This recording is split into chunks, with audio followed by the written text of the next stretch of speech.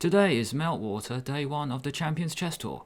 We already had the Skilling Open, the Airthings Masters. Now it is the Opera Euro Rapid. This is the third tournament in the Champions Chess Tour. Today is February the 6th. February the 7th and the 8th will be the preliminaries. Today there were 5 games. Tomorrow there'll be 5, and then the 8th there'll be another 5 games. A total of 15 games before the knockout. Then it'll be the quarterfinals, semi-finals, and then the finals. Each player gets 15 minutes plus 10 seconds per move. The top 8 players will advance to the knockouts. In this tournament, there will be 16 top players playing. They include Carlsen, Dingley-Ren, Ian Nepom, Aronian, Grishuk, Wesley So, Anish Giri, MVL, Rajabov, Lenia Dominguez, Nakamura, Duda, Vidit, Dubov, Shankland, and Matthias Bloombaum. In this video, I will be picking some of the best games from rounds 1 to 5. This is day 1 of Meltwater. Let's go! Round 1, I've decided to go with Wesley So versus Magnus Carlsen. e4, c5, knight f3, d6, bishop b5 check. So we have the Sicilian. Carlsen blocks with bishops, they come off. Another way to play is to block with the knight. Knight to c6 or knight to d7. I prefer one of these options because you just keep more pieces on the board. And with the black pieces, I like to play the Sicilian and I like to go for winning chances. Bishop d7, a pair of bishops come off. It kind of reduces your winning chances. Take, c4, knight c3, and g6 was played. I like this move e5 because it stops white freeing his position with d4. With g6, Wesley So goes for this freeing move. d4, take, bishop out, f3, pieces out, bishop e3, rook c8, and b3. White has more space. This is called a Maroczy bind. You have your pawns lined up in this way. It's a good strategy for white to put his pawns on light squares because he doesn't have his light squared bishop anymore. Knight c6 castle, queen retreating to d8, and then the queen comes out to a5. So a really cool way to retreat because the queen was doing nothing on d7. Queen out to a5, rook d1, knight back to e2, and a4. So notice Wesley's putting almost every single pawn on a light square. The point of a4 is to stop black from playing b5. e6, cool move because you can't take because bishop is attacking the knight. So rook b1, bishop to g5, rook e8, bishop f4. Is this a weakness or a strength? Knight e5, h3, getting the king to safety, queen b4. So this is one disadvantage from Wesley's setup. You give Magnus the chance to put the queen on this square. You can't attack this queen with another pawn. So bishop to g5 and now f6, a huge decision. One option was to play rook d7, but Magnus decides to kick the bishop away, bishop back, knight f7. So these pawns, they look pretty cool, controlling every central square. f4, but the problem is Wesley has more space. f5, pawn break, a huge decision. It frees the bishop, but there is this weakness on e6. Take d5. So take, bishop back to g1. Wesley gets out of the way of any rook takes e3 idea. So bishop g1, knight d6, because now the knight protects f5. Queen d3. Wesley now has 2 on it. Knight in, and an amazing move, but very, very important. You don't want to take the knight, or else you give black this move. Now knight, bishop, queen, rook, they all attack the knight on the d-file, so you don't want to trade. Knight e2 played, knights come off, and bishops come off. This only reinforces the fact that Carlsen's got serious weaknesses now around his king. This is a weakness from the knight. Maybe the queen can come over to the king side soon. King in the corner, rook c1, grabbing an open file. Queen d6, queen slides over. Knight g5, queen f2. Now the queen is really facing the king.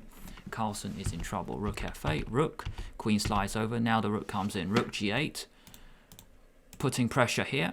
Rook g1, very important move to defend against mate. This square is covered by white's queen. Rook c8, offering a trade, but no. Carlsen grabs the pawn on b7, but it does allow the rook in. Knight e6, controlling squares around the king. But the point of knight e6 is now to come back to g5. This is a really good move because the knight, queen and rook all attack the pawn on h7. Rook g7 played by Carlsen. You can't take and take because mate on h7. And if you can't take back, then queen d4 is just so powerful, eyeing the king.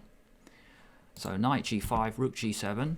Wesley plays a check first, then he trades, forcing a capture with the king, and then knights come off, and this is probably the best move of the game, because Wesley wants g4 to work, but at the moment it doesn't work, it's illegal, so he just gets the king out the way with this brilliant move, king h1. g4, and now it is white, the one who is going to open the king side in his favor. King g7, g4, king f7, take, rook g5. Brilliant move here, attacking the queen, and there's no good way to defend the h7 pawn. Carlsen throws in a few checks, but it doesn't do anything, and here he resigned. If the queen moves, then you just take on h7 check. King f8, just to stop mate. If you go here, then that will be mate. So king f8, but then you play check, and then you can just win the queen. This is how Wesley So beat Magnus Carlsen in round 1. So Giri is white, Dutch number 1 against Nepom, Russian number 1. We have a Sicilian, open Sicilian, the Najdorf, a4, e5, knight f3, h6. Stopping any piece coming to g5. So this h6 move is fine. White could just play a normal move, which is to get the bishop out, but he goes g3. They're already very interesting, and after this, castle, rook e1, b3. Giri is going for a double fianchetto. Where's this bishop going to go? Maybe to b2, maybe to a3, putting pressure on this diagonal. b5, take, so now you can't go a3 because of b4. After b5, take, knight in the middle. Bishop g4, bishop b2. So I really like the way Giri has played. He's got a lot of space, and it's difficult for black to actually play because he doesn't have a good pawn break. Where's the pawn break to free his position? There's nothing here. f5 is fine to the future, and if you play f5, it might not even be a good move. Bishop b2, trade, and after this, well, what's happening? E takes d5, controls these two squares now. The rook is now in the game. Later, you can kick this bishop away. Knight d4, take, queen d3. No need to play queen takes d4, bishop f6. This was Ian's idea. Queen d3, take. So we have this situation, and I'm just very impressed the way Giri played this. So let's see how he played this middle game. Rook e8 and rook a6. I love this move. One of the best moves in the game so far. Rook can park itself on c6, and any capture with a rook, the pawn now becomes a c-pawn and is further advanced. Rook f1, another great move, because you don't want to trade pieces at the moment. So keep the rooks on. You just retain winning chances. Queen f6, h4, h5, rook e5, take, opening up for the light squares. Maybe the rook can come here. Bishop e4, h5, now he can take the pawn. Now Giri decides to grab it, and queen f7, there's an amazing tactic here. Pause the video now or let the timer run. Can you find a brilliant move for white?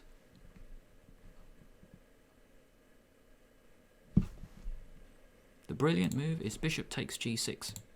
You cannot take because Giri is using the pin on the 6th rank, so queen takes e5 is amazing. And after this, white is totally winning. Bishop takes g5, Ian takes the central pawn, the queens come off, rook a7, the end game has just begun, bishop f7 check is now a threat, so Ian moves the rook, throw in a check, put the king in the corner, and then come back, full control. Time to get the other rook in the game, so f4 first, this pawn is so useful, really blunting this bishop. Rook e1, now the rook can join in the party, this bishop controls the light square. h4, g4, even more control. Now you've got two pass pawns, double the potential. Rook f8, rook e7. So even though Ian attacked this pawn, you attacked the bishop. So there's no need to waste time, let's say bishop f5 or king f3, because you attack something of higher value. Rook e7 played, bishop moves. Bishop indirectly attacks the rook, so Giri just gets out of the way with rook d7, at the same time attacking the pawn on d6. In this position, black resigned. If you defend with rook c6, then you can attack the rook again. Bishop e4. If you continue to defend, it's going to be mate very soon. The bishop checks. The king has to go in the corner. And then that will be mate. All squares covered. Very interesting opening because after c4, c6, Carlsen played queen a4. This is really funny and very, very interesting because Sam Shankland is known for playing the Slav, which is this. So what does Carlsen do? After c4, c6, he plays queen a4, and you cannot play d5 because after take, you can't take with the pawn. Really cool opening experiment from Carlsen.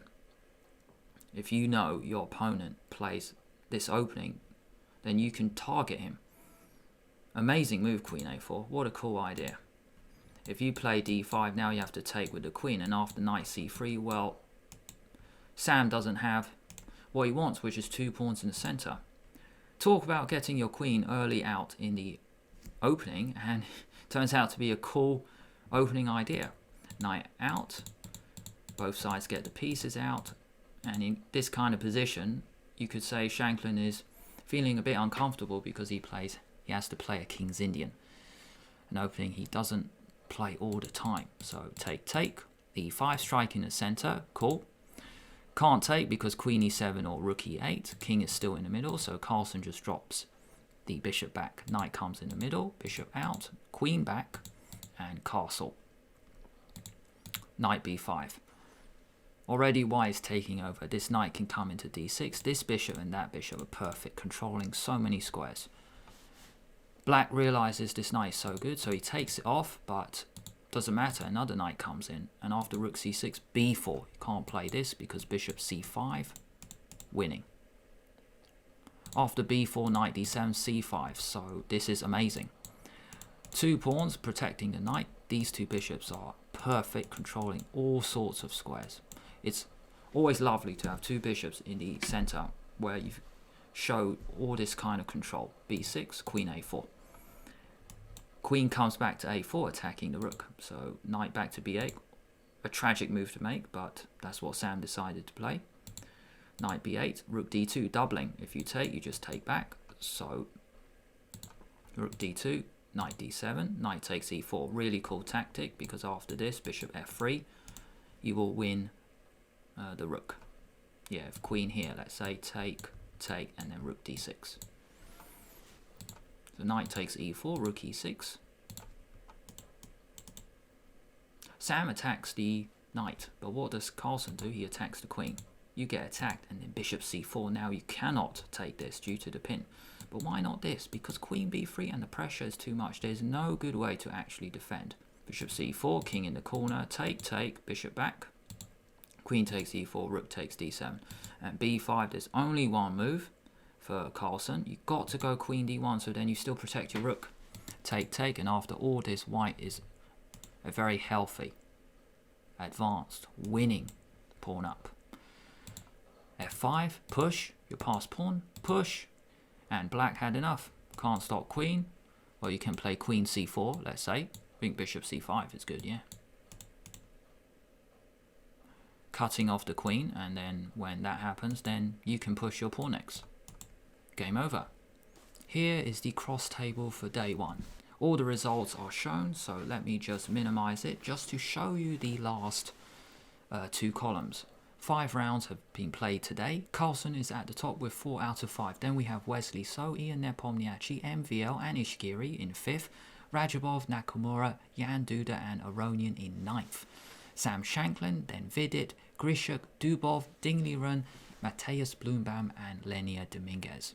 Thanks a lot for watching all the way until the end. If you enjoyed this video, why not give it a like and subscribe to the channel at the same time. If you press the bell, that means YouTube will let you know when I release another video. If you want to see more, then subscribe to the channel. Thanks a lot, and I'll see you later.